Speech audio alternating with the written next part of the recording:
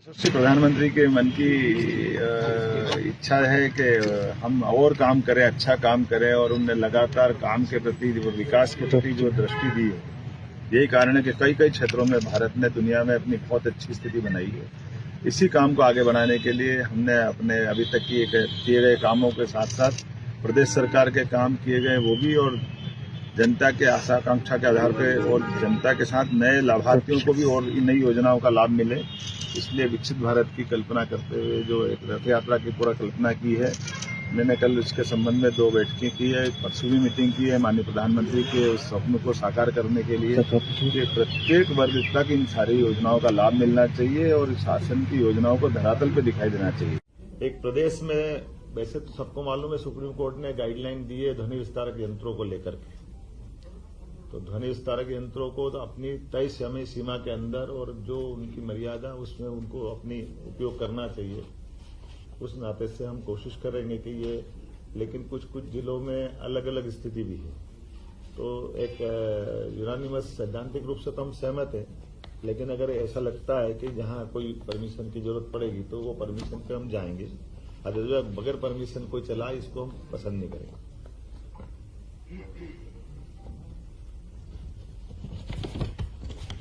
Cyber तहसील तेंदुपत्ता संग्रहण के लिए 3000 की प्रति बोरा की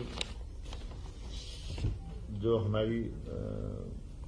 सीमा थी, अब उसको 4000 रुपये प्रति बोरा करने के आदेश इसको जारी करने के लिए बता दिया गया। एक साइबर तहसील का दायरा भी 1 जनवरी 2024 से कोई भी अपना दस्तावेज का पंजीकरण कराता अर्थात रजिस्ट्री कराता तो अलग से नामांतरण कराने के लिए जाए वो परेशान हो, इसके बजाय जैसे रजिस्ट्रार ऑफिस में रजिस्ट्री कराएंगे उसी समय उसकी सारी प्रोसेस नामांतरण की भी हो जाए। तो ये एक सरलीकरण है जिसके माध्यम से एक ऑलरेडी दस्तावेज बन रहा है, तो बार बार विभागों में नहीं जाना चाहिए, ऐसी अपेक्षा है। फूड सेफ्टी नियम लागू होने के बाद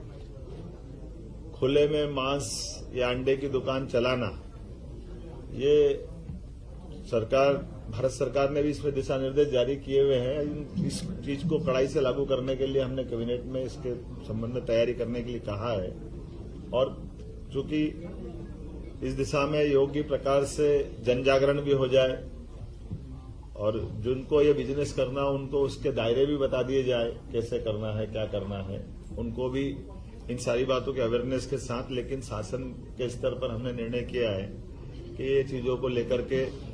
जनता की सुरक्षा भी जरूरी है, और जिनका व्यवसाय करना है या जिनको इसको खाद्य पदार्थ के उपयोग में लेना है तो वो उनकी जान भी जोखिम में नहीं डाले। एक निर्णय हमने किया है कि हर जिले के अंदर युवाओं के लिए एक एक्सीलेंस कॉलेज बनाया जाए, जो सभी प्रकार की नई शिक्षा नीति के माध्यम से सभी कोर्स की वो पढ़ाई वहां हो सके। लगभग 52 कॉलेजों का चयन हम कर रहे हैं, अगले सत्र से ये सभी कॉलेज चालू करेंगे जिसमें सभी प्रकार के कोर्स, अगर वो डिग्री है तो पीजी होंगे, बस की व्यवस्था होगी और प्रधानमंत्री एक्सीलेंस कॉलेज के नाम से उनको जाना जाएगा।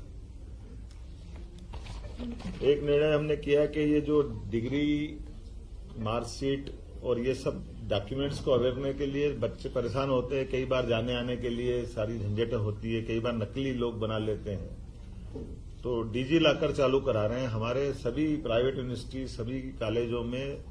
दस्तावेजीकरण के आधार पर हर एक कोई किसी को चेक भी कर सकेगा और उनका अपना दस्तावेज का वो सुरक्षित एक डाटा भी बनेगा।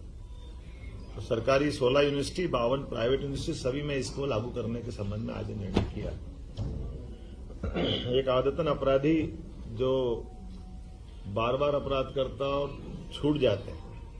इनके लिए होम डिपार्टमेंट से कहा है तो 437, 38, 39 के अंतर्गत सीआरपीसी में इन पे दंडात्मक कार्रवाई करते हुए उनकी अगर जमानत भी होगी तो जमानत निरस्त कराएं, ताकि क्राइम पे कंट्रोल करने की दिशा में लॉ एंड ऑर्डर की दृष्टि से बड़ा महत्व का निर्णय है।